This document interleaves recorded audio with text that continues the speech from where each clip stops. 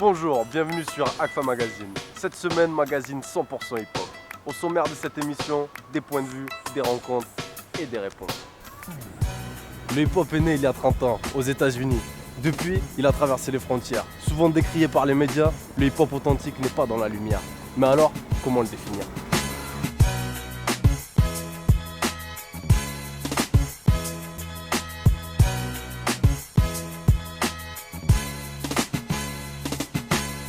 C'est surtout au niveau culturel, je pense, parce que c'est quand même très varié. Donc on a la musique, la danse, très enrichissant.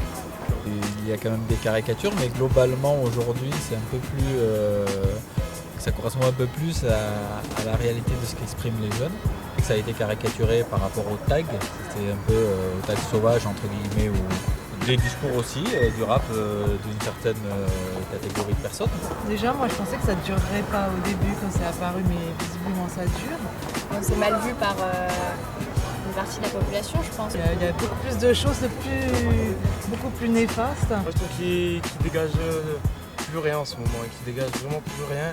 Avant ça avait quelque chose de... Il y avait un sens et tout ça, mais maintenant je trouve qu'il n'y a plus grand chose qui est exprimé dans le hip-hop en ce moment. Le rap indépendant en France, il n'est pas assez soutenu.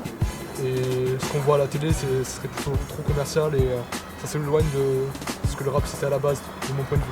Et je pense que les bons rappeurs et les rappeurs qui mériteraient de percer, on n'en entend pas assez parler.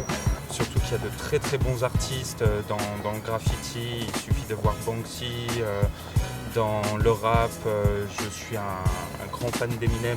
Je suis pour la culture sous toutes ses formes. Dès qu'on parle de hip-hop, c'est plus NTM, graph et tout ce qui est en rapport avec ça. Chacun est libre de pouvoir s'exprimer à sa façon.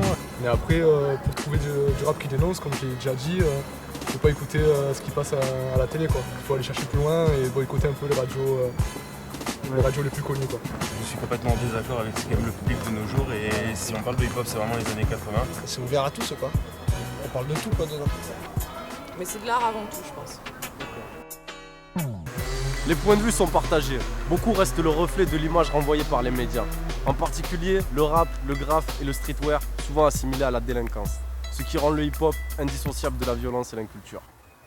Contrairement à ce que le jugement populaire entendrait, le hip-hop varie ses formes d'utilisation, sait se renouveler et irrigue ses dénonciations au-delà du discours sur la glorification de la délinquance, du matérialisme ou de l'excès.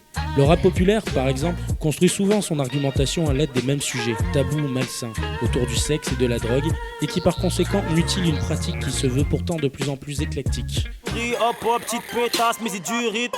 Des points dans les culs, des points sur les i. On a grandi dans les chaudrons du pays. Mais tant que la diffusion répond au goût d'un public puéril et facilement satisfait, de nombreux médias continueront de diffamer l'usage du hip-hop pour des avantages économiques. C'est de cette manière que se crée une opinion populaire très généralisée et pessimiste du hip-hop.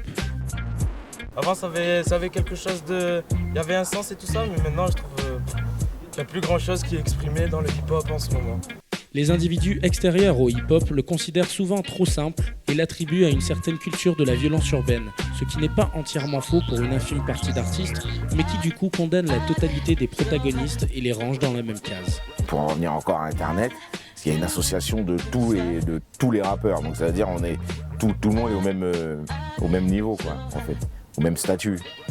C'est-à-dire n'importe qui peut exister, tu vois ce que je veux dire. Donc on est tous au même statut. Donc les gens, quand ils ont tendance à dire le rap c'est de la merde, ils englobent tout le monde.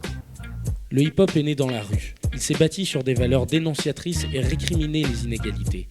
Sa montée en puissance l'a fait dériver, bien évidemment, sur la voie de la production de masse et des valeurs matérialistes. À travers ce tableau, on voit clairement qu'un auditeur lambda qui écoute le rap actuel se prive d'énormément d'artistes et d'horizons différents. Le discours novateur et engagé qu'avait apporté le hip-hop, celui qui revendiquait la justice et la réforme, disparaît peu à peu derrière la perversion médiatique et court le risque de devenir ce qu'il condamnait. De moins en moins de graffeurs pratiquent leur art afin de revendiquer leurs idées, ce qui met de plus en plus de lumière sur le peu d'artistes qui osent encore traduire leurs pensées à travers la peinture. Aux yeux d'un public varié, le hip-hop incarne maintenant une richesse malsaine et un ego surdimensionné. Ainsi naît un paradoxe indéniable, une contradiction sans nom au sein de cette pratique. Est-ce le hip-hop qui pervertit son époque ou l'époque qui pervertit le hip-hop ? Le rap, il ne fait qu'évoluer avec la société. Donc forcément, il ressemble. Plus la société sera dégueulasse, plus le rap il ressemblera à ça. C'est clair et net. La culture hip-hop, celle mise en avant par les médias, pousse les activistes du milieu à remettre en question l'opinion populaire et ainsi, de nouveau, à revendiquer leurs propres pratiques. Les 3 artistes suivants sont des passionnés. L'essayiste, rappeur sudiste, activiste, il compte de nombreuses collaborations avec des artistes parisiens. Quentin, jeune graffeur sétois, prône une utilisation propre et esthétique du graffiti. Et Antoine, montpelliérain et passionné de parcours. Ils nous parlent tous les 3 de leur vécu et de leur point de vue vis-à-vis du hip-hop actuel. C'est un art qui se veut vraiment dénonciateur à la base, parce que voilà, et moi je pense que la place du parcours dans le hip-hop, c'est de dire un peu que voilà, faut pas voir la rue comme c'était la merde tout le temps, etc. et voir ça plutôt comme un parc de jeux, quoi. C'est vraiment ça le parcours, c'est voilà, tu te fais chier dans la rue, bah vas-y, fais ça au lieu de t'emmerder ou d'aller faire des conneries, tu vois. Pour moi, c'est ça le hip-hop, c'est vraiment apprendre aux gens de la rue qu'on peut faire autre chose, qu'on peut faire différemment et pas voir ça comme la merde, quoi. Certains lieux, on va dire qu'ils ont une histoire, comme par exemple les églises, les choses comme ça. Donc là, on peut graffer dedans. Pour moi, c'est vraiment pour enjoliver l'endroit. On va pas laisser pourrir une église ou laisser pourrir une usine, un hôpital, peu importe. Après, c'est mal vu parce que souvent les protecteurs, on va dire, qui vont là-dedans pour visiter les lieux abandonnés, qui disent ouais, c'est du vandalisme alors que personne n'y va d'habitude. Par contre, dans la rue, après, on peut dire que s'approprier un mur de propriétaire, pour moi, c'est une connerie, quoi. Genre qu'on tague les voitures, les choses comme ça. Ça me dérange un peu, tu vois. Mais... On essaye d'être chaud musicalement et textuellement pour qu'il y ait une réponse de la part des gens qui sont acteurs dans la musique. Chacun a ses revendications, on va dire, tu vois. Moi, j'estime que c'est un truc qui me botte. Je suis l'actualité, j'aime la politique parce que la politique, c'est la manière de régir les comportements entre humains, tu vois. Un lieu vraiment qui est laissé à l'abandon, que tout le monde s'en fout, je veux dire, en temps normal, donc on y va comme des artistes en fait. C'est de l'art au final, les gens comprennent pas que c'est de l'art.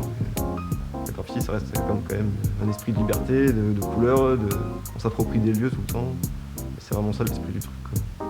Après, malheureusement, ce que je suis obligé de condamner, c'est l'utilisation frauduleuse de ce genre de clichés de bas étage, tu vois.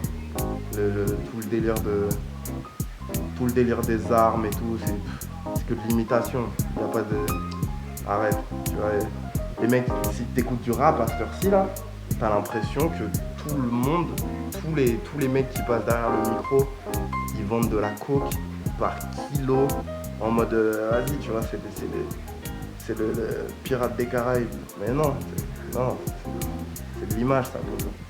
Quand tu regardes les clips à la télé des rappeurs connus, voilà, ils font que se vanter tout le temps. Ils disent que voilà, la drogue c'est bien l'alcool, et après ils filment avec du champagne et des meufs autour d'une piscine, mais c'est pas ça le hip-hop, quoi. Faut pas abuser. Tu vois, le hip-hop c'est la rue et c'est ce que t'en fais, quoi. C'est autre chose. Dans tous les cas, les avis seront variés. Comme l'a dit un rappeur parisien, le hip-hop est mort, mais on n'a jamais vu sa tombe. C'est maintenant la fin de ce magazine. A bientôt sur Agfa TV.